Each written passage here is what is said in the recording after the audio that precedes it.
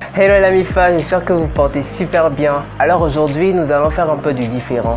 Nous allons faire une story time, mais ce ne sera pas ma story, ce sera la story d'une amie à moi. Nous allons parler de sa story bien sûr et vous allez apprendre de nouvelles choses. N'hésitez pas à liker cette vidéo, à rester jusqu'à la fin pour ne rien rater. On y va. Et bien donc, comme vous le voyez, elle est là. Et bien donc, comme vous le voyez, elle est là. Je vous la...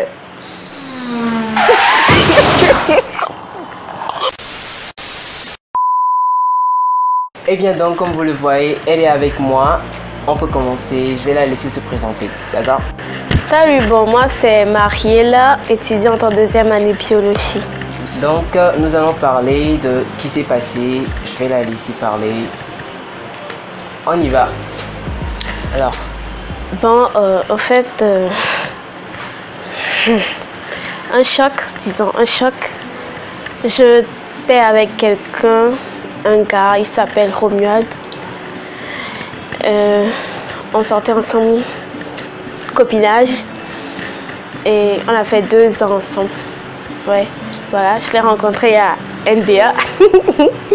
Et tout a commencé là-bas. Puis petit à petit, copain, on allait.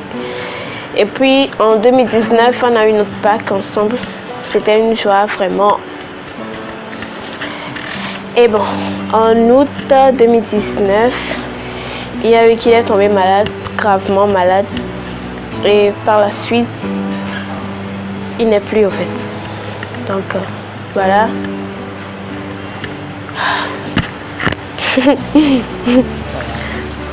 Bref, voilà. Un choc, comme je le disais. C'était vraiment un grand choc. Je me suis même perdue. Je ne savais même pas où j'étais, celle que j'étais, ce que je faisais. J'avais juste ça. Même jusqu'à maintenant. Mais vu que je dois porter la carapace, je ne dois pas être tout le temps triste devant tout le monde. Du coup, bon, je porte la carapace. Comment est-ce que tu as appris la nouvelle? Le jour où il était décédé, c'était le 16 août, un vendredi 2019, un vendredi. J'étais à l'hôpital le jour-là. Et bon, j'ai appris qu'on devait le transférer à Tocoin. Et il y avait ses amis qui me disaient de rentrer. Je voulais pas rentrer parce que bon, c'est normal, on sait que je dois être là. Je voulais pas rentrer, mais au final, je suis rentrée. Je me suis dit, le lendemain, bien installé, j'allais aller le voir. Je suis rentrée à la maison. Ouais, j'avais toujours le trac. Je me sentais vraiment stressée. Et bon, je devais préparer pour mes petits frères parce que les parents n'étaient pas là. Je devais préparer. Et voilà que bon, je me suis dit, à l'heure là, ils sont déjà installés. Je me suis connectée voir ce qui se passait. Et quand je me suis connectée, j'ai eu des tas de messages vraiment, des tas. Je me suis dit, merde, mais c'est quoi en fait? Et le seul message que j'ai vu, c'était le message de sa sœur qui me disait, ton mari nous a quittés.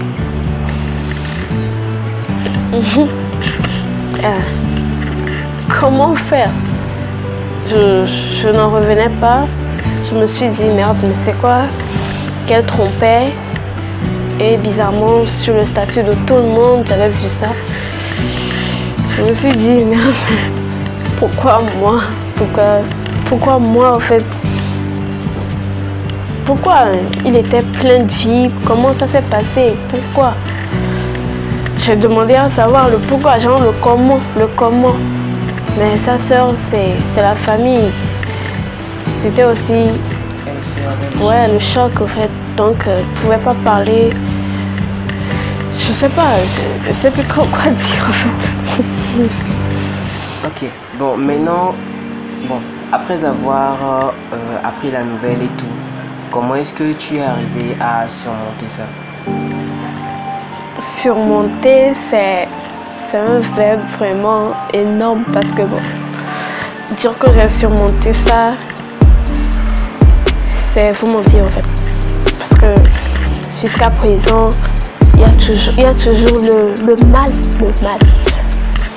Mais bon, faut pas montrer à tout le monde que tu as vécu quelque chose. Faut pas montrer à tout le monde que tu te sens mal.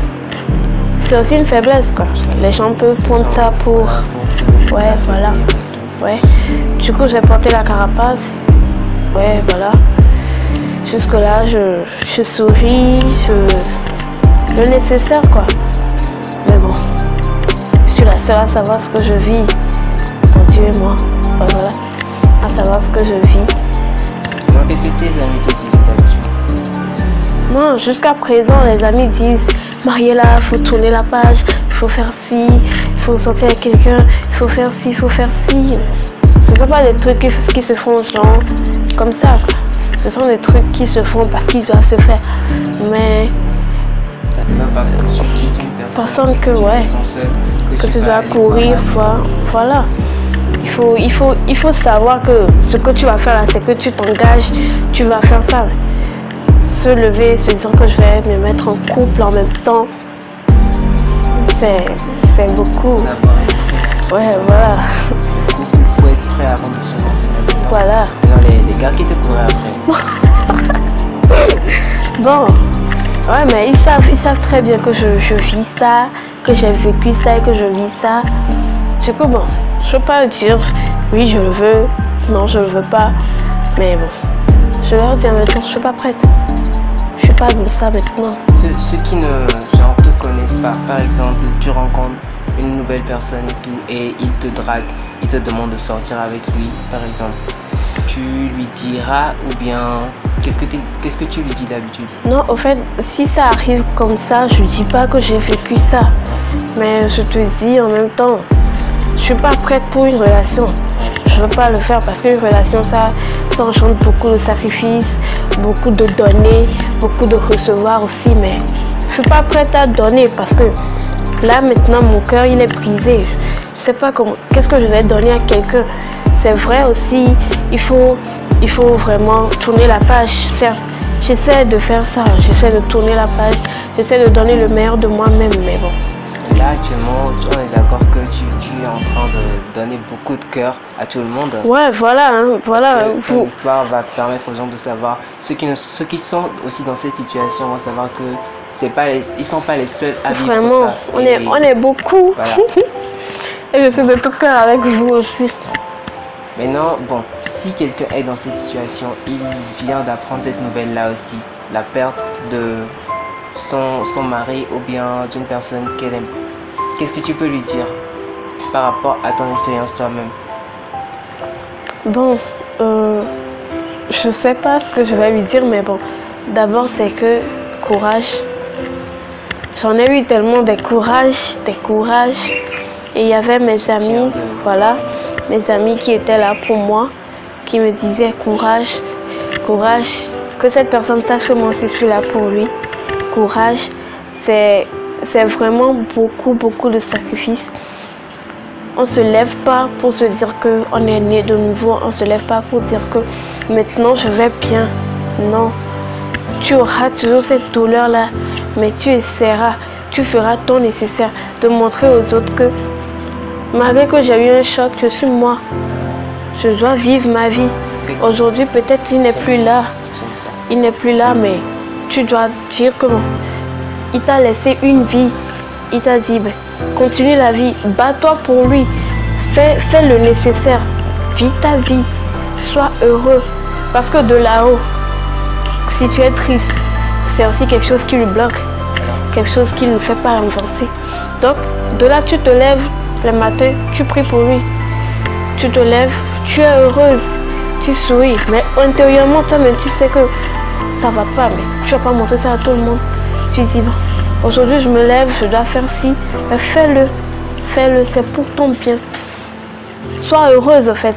Et en plus, là où il est, là où la personne qui vous a quitté est, vous devez aussi, comme elle l'a dit, qu'elle soit en paix. Parce que si vous êtes là toujours à pleurer et tout, peut-être lui aussi son âme ne sera pas tranquille. Voilà. Donc, vous devez être en paix de votre côté et lui aussi doit être en paix. Vous devez montrer que, certes, vous avez perdu quelqu'un, mais ça ne veut pas dire que la vie s'arrête. Vous devez continuer votre vie. Vous avez des projets à faire, faites-les. N'attendez pas forcément que, bon, il y ait un claque ou bien quelque chose. faut être déterminé en fait. Voilà. Faut être déterminé. Faut pas Et ne laisser comptez que les sur émotions, vous-même. Voilà. Faut pas laisser les émotions vous abattre et tout. Voilà. Bon, qu'est-ce qui t'a poussé à faire cette vidéo là aujourd'hui en fait, de nous parler de tout ça? De base, il faut dire que quand des choses comme ça arrivent, il faut en parler. Il faut faire voir, faut en parler quoi. Dire ce que tu vis, ce que tu ressens. Ça libère. Vraiment, ça libère. Est-ce que tu en as parlé peut-être à un meilleur ami ou bien une meilleure amie? Ou bien tu préfères peut-être parler avec un psychologue? Enfin, selon toi, qu'est-ce qui pourrait être mieux?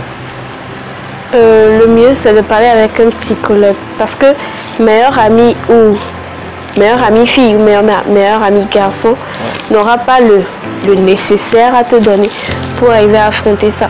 C'est vrai que moi, quand c'était arrivé, il y avait une amie à moi qui était tout le temps là pour moi, du début jusqu'à la fin.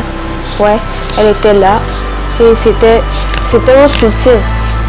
Ouais, mais dire que parler à des amis et se lever et dire que il y a certains qui sont là jusque pour des mauvais moments parce que parce qu'ils savent que tu vis ceci, ils font genre l'hypocrite, ils sont là, ouais, tu peux compter sur moi, il faut avoir des gens fixes au fait, des gens qui sont là pour les bons comme les mauvais moments, voilà. Mais le plus c'est de consulter un psy, lui ça aide vraiment. Est-ce que selon toi maintenant, tu es prête à te relancer dans une nouvelle relation? Cette question m'est posée tous les jours. Mais me lancer dans une nouvelle relation, on ne peut pas s'empêcher de dire qu'il y a un garçon qui te plaît, c'est normal en fait. Mais se lancer dans une relation, c'est beaucoup pour moi maintenant. Tu peux faire une pause. Ouais, voilà. Ok, j'espère que vous avez aimé, vous avez appris de nouvelles choses aussi. Donc, on se retrouve la prochaine fois pour une nouvelle vidéo. N'hésitez pas à laisser des commentaires, des remarques et tout. Si vous avez aussi un truc à raconter, n'hésitez pas à me le dire en commentaire. Je vais vous contacter pour vous libérer, en parler et tout. Ciao, ciao.